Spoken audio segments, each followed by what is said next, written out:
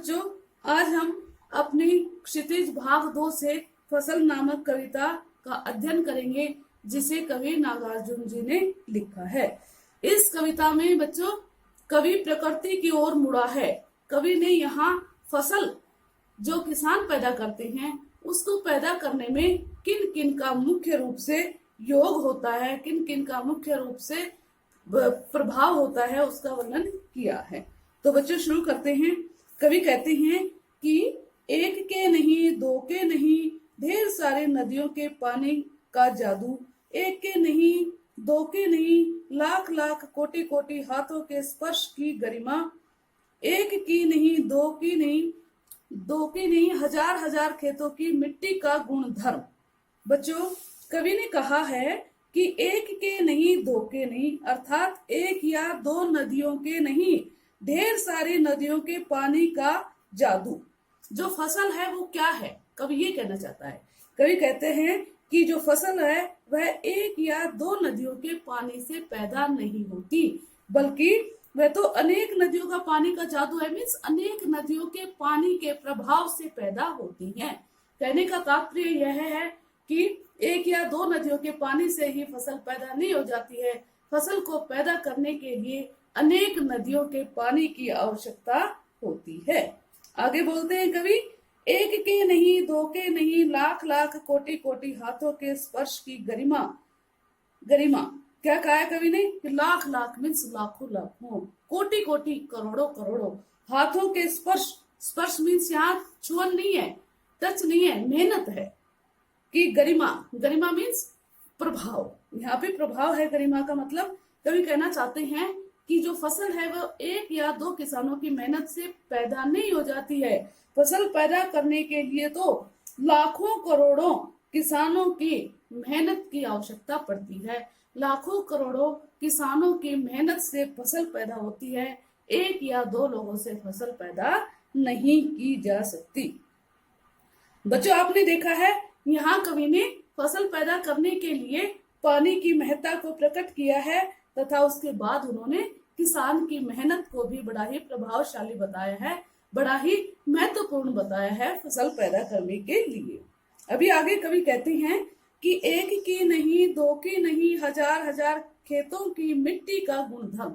कवि कहते हैं कि एक या दो खेतों की मिट्टी से फसल पैदा नहीं होती, अर्थात एक या दो प्रकार की मिट्टी में ही फसल पैदा नहीं होती है, बल्कि हजार हजार खेतों की मिट्टी का गुणधर्म। हजार हजार हजारों खेतों की अनेक प्रकार की जो मिट्टियां होती हैं उनके प्रभाव से फसल पैदा होती है। अनेक प्रकार की मिट्टियों का क्या मतलब है? मिट्टी का गुणधर्म मीन्स मिट्टी अनेक प्रकार की मिट्टी होती है, जैसे दोमट मिट्टी है, काली मिट्टी है, संदली मिट्टी है, बालू रेत है। तो कवि कहता है अनेक प्रकार की मिट्टी में अनेक प्रकार की फसलें पैदा होती हैं। किसी मिट्टी में किसी प्रकार की फसल पैदा होती है तो किसी मिट्टी में किसी प्रकार की फसल पैदा होती है। इसलिए कवि ने कहा कि अनेक प्रकार की मिट्टी के गुण धर्मों से ही फसल पैदा होती है। मिट्टी के गुणों और तत्वों से ही फसल पैदा होती है। तो बच्चों, यहाँ पे तीसरी बार में कवि ने मिट्टी का जो महत्व है फसल में उसको प्रदर्शित किया है।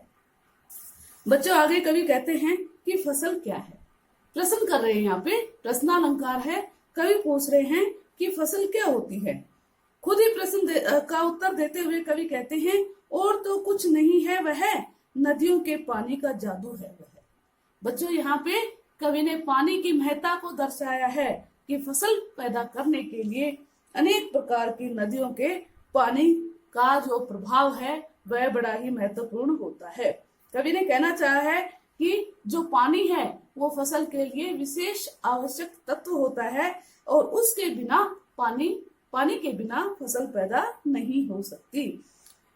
फिर कहा है उन्होंने, हाथों के स्पर्श की महिमा है। मीन्स अनेक किसानों की मेहनत का प्रतिफल है फसल।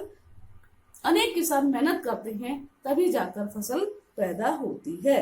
भूरी काली संदली मिट्टी का गुणधर्म। बच्चों, यहाँ कवि ने बताया ना कि कहीं भूरी मिट्टी होती है तो कहीं काली होती है, कहीं संदली होती है तो कहीं अन्य प्रकार की मिट्टी होती है, और इन अनेक प्रकार की मिट्टियों के गुण धर्मों से ही फसल पैदा होती है।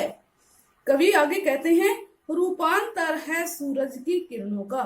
कवि ने कहना चाहा है कि सूर्य की किरणें जब फसल के ऊपर पड़ती हैं तो प्रकाश संश्लेषण के द्वारा फसल जो अपना खाना बनाती हैं सूर्य की किरणों से, उसी के कारण फसल आगे बढ़ती हैं, फलती फूलती हैं। तो कवि ने कहा है कि सूर्य की किरणों का भी फसलों को पैदा करने में महत्वपूर्ण योगदान है।